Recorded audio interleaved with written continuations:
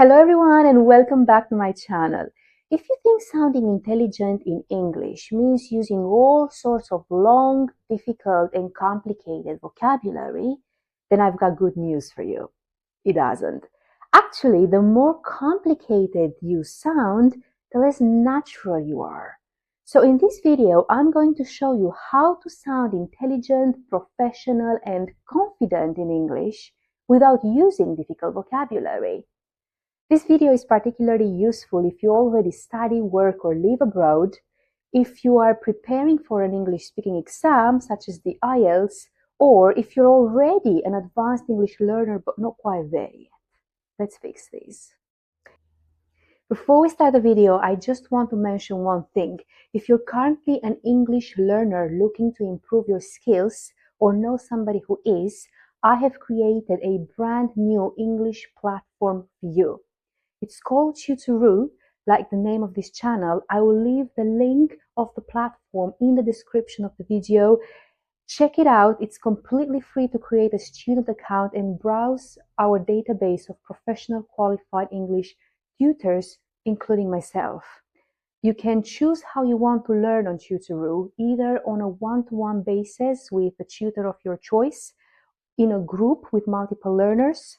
You can choose maybe to purchase a course if you don't want to have a live interaction with anybody, or even monthly subscriptions with your favorite tutor. So there are options out there for everyone and every learning style. Check it out and let me know what you think. Now let's start the video. The first thing I would like to mention is that intelligent people speak in structure and not complexity. For example, the biggest difference between an intermediate or an upper intermediate learner and an advanced one is that the advanced one will always speak in structure. So not vocabulary, but structure. For example, instead of saying random words, try to organize your thoughts better before speaking. Let's take the following example. I think social media is bad because people compare themselves and people waste time. Okay, try saying this instead. In my opinion, social media can be harmful for two main reasons. First, it encourages comparison, and second, it can reduce productivity. Can you see the difference between my examples? The second one is definitely better structured. I didn't use any complex, difficult vocabulary. I just organized my thoughts better. If you need any help, try using the following. There are 2, 3, 4 main reasons for this. From my perspective, in my experience, the main issue is what's interesting is. Remember, structuring your thoughts and words shows intelligence.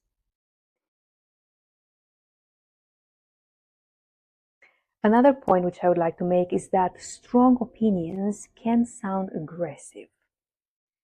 And intelligent people usually soften their opinions. For example, instead of saying, I'm right and you are wrong, try softening the message behind. For example, that's an interesting point of view. However, I see it slightly differently. Or, all right, I haven't thought it that way. However, I believe. That's an interesting alternative, although I'm firmly convinced that. Okay, so you see the difference. It's not about not saying what you think or holding back. It's about softening your opinions, especially when they are negative or contradictory to the other speaker. This point is particularly important in professional meetings, such as work environments, in speaking exams, such as the IELTS or TOEFL, and in academic meetings. It's not about using difficult vocabulary. You are still expressing yourself using softened language. Another point I would like to make is that you don't need complex vocabulary at all. Use instead logical connectors to link your thoughts. For example, instead of saying, I like working from home, it is comfortable, I save money on transport, I am more productive. 4 separate sentences. Link them all together using logical connectors so that you sound more organized and analytical. For example, I like working from home because it is more comfortable. In addition to this, it saves me money on transport, therefore I am more productive. See, the same idea said much better using logical connectors. Now I'm going to give you some examples of good logical connectors you can use pretty much in any context.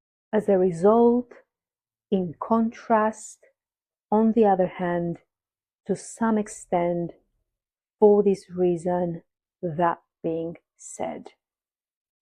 These alone can upgrade your English significantly. Another point that I would like to make is that intelligent English is precise. Okay, and what do I mean by precise? Well, instead of using random, easy, simple words like it was very, very good, you could use more effective vocabulary. For example, it was effective, it was major, it was incredible. Or instead of saying the problem was very, very big, you could say it was significant, it was challenging, it was serious.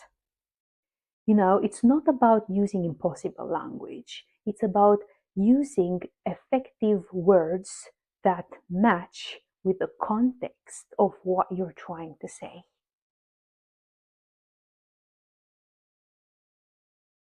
Another important point which I would like to make is that delivery matters sometimes more than the actual words. And by delivery, I mean the way you speak to other people. What you say, of course, matters, but the way you say it, the message is delivered differently. Sometimes it falls flat, sometimes, hopefully, it touches people and it engages people. So let's have a look. If you speak too fast, too quickly, or you don't make any pauses in between, you don't stop, you don't give the listener time to understand the message, they will lose you. They won't pay attention to you. Okay? Remember that intelligent people always stop between thoughts. They emphasize the key important information from their sentences. They don't rush their speech. They take their time because they know that what they say is important and it matters. Okay, it's not just wasted breath. You say something for a reason. Yes, you talk because you want something. You want to convince, you want to say something, you want something. And very importantly, end your discussion, your conversation, your point with a clear message. For example, instead of rushing out and saying in one breath, one sentence, for example, the problem with civilization is that people don't plan ahead, blah, blah, blah, blah, blah. Take your time, okay? Take your time because your message is important. I believe the problem with civilization is that people don't plan ahead. Can you see the difference? Take your time, breathe, and make sure that what you say is being sent to the other person and that they completely follow you and they are on board with what you're saying. Now let's have a look at the expression I agree. Instead of saying I agree all the time, try using a different expression to make you sound smarter. For example, I see your point and I completely agree with you. Oh wow, that's interesting. I totally get you. Or that makes perfect sense. Wow, I didn't think about this. Can you see the difference? You're not using smarter vocabulary, but you're changing the simple expression I agree using more advanced words to sound smarter.